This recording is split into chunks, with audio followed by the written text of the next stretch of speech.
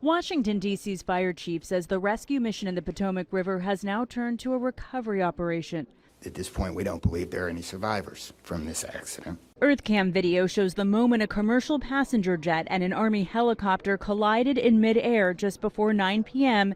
near Reagan National Airport outside Washington, D.C.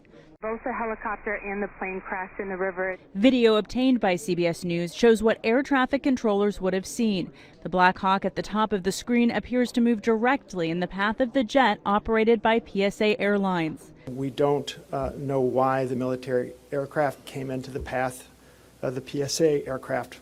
President Donald Trump is pushing for an explanation. We'll find out how this disaster occurred and we'll ensure that nothing like this ever happens again. The Army says the Black Hawk helicopter was on a training flight with 3 service members on board. Defense Secretary Pete Hegseth said on social media that the DoD is actively investigating. It was a fairly experienced crew, and it was doing a required annual night evaluation. This is the first major commercial crash in the United States in around 16 years. Officials are hoping the black box flight recorder helps investigators figure out what happened.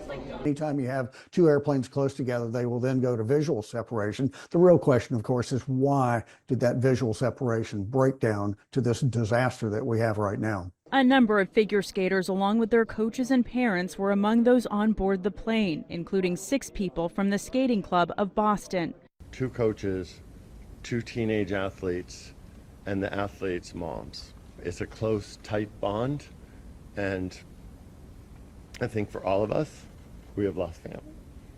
In a statement, U.S. Figure Skating says, quote, "We are devastated by this unspeakable tragedy and hold the victims' families closely in our hearts." Natalie Brand, CBS News, Reagan National Airport.